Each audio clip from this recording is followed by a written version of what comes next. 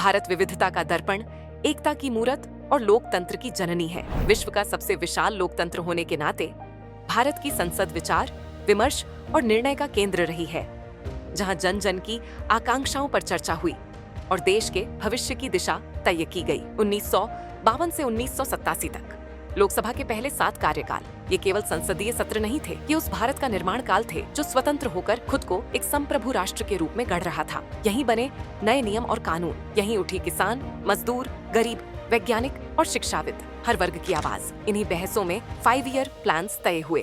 कृषि आत्मनिर्भर बनी, ग्रीन रेवोल्यूशन ने अन्न संकट को पीछे छोड़ा, यहीं से अंतरिक्ष अनुसंधान की नींव पड़ी। लेकिन जब आज का भारत इन ऐतिहासिक बहसों से सीखना चाहता था तो एक बड़ी बाधा सामने आई। रिकॉर्ड मौजूद थे, लेकिन अधिकतर पीले पड़ चुके स्कैन के रूप में। ना सर्च संभव थी, ना विषय आधारित फिल्टर। कई पन्ने धुंधले थे, कहीं टेक्स्ट कट गया था और ज्यादातर रिकॉर्ड केवल हिंदी और अंग्रेजी में थे, जिससे अन्य भाषाओं के नागरिक इन तक पहुंच ही नहीं पाते थे। इसी चुनौती को हल करने के लिए लोकसभा सचिवालय, इलेक्ट्रॉनिक्स और सूचना प्रौद्योगिकी मंत्रालय और डिजिटल इंडिया भाषणी डिवीजन एक साथ आए। इस राष्ट्रीय प्रयास को नाम मिला संसद भाषिणी। इस दृष्टि को व्यवहार में उतारने के लिए संसद स्पर्धा शुरू की गई, जहां नवाचार को आमंत्रित किया गया। यहीं सिविक क्राफ्ट टेक्नोलॉजीज अपने समाधान के साथ सामने आई और यहीं से ग्रंथिका का जन्म हुआ। ग्रंथिका में संसदीय बहसों का डिजिटलीकरण एक संरचित और पारदर्शी प्रक्रिया है। स्कैन किए गए पृष्ठ एक विशेष कैनवस में खुलते हैं। बाईं ओर मूल PDF, दाईं ओर पूरा फीचर डॉक्यूमेंट एडिटर। योगदानकर्ताओं को मिलते हैं 2 column Lok Sabha, layout, formatting, indentation.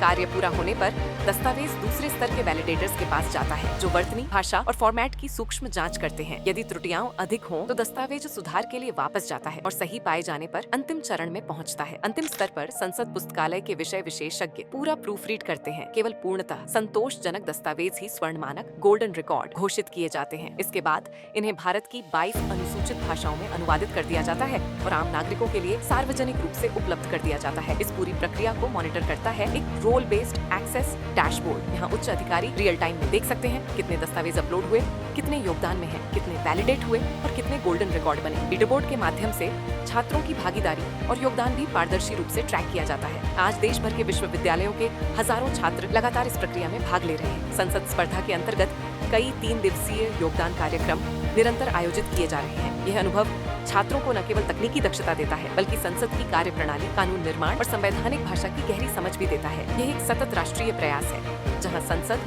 तकनीक और युवाओं की सहभागिता मिलकर भारत की लोकतांत्रिक विरासत को डिजिटल रूप में सशक्त बना रही है। Empowering democracy, enabling inclusion.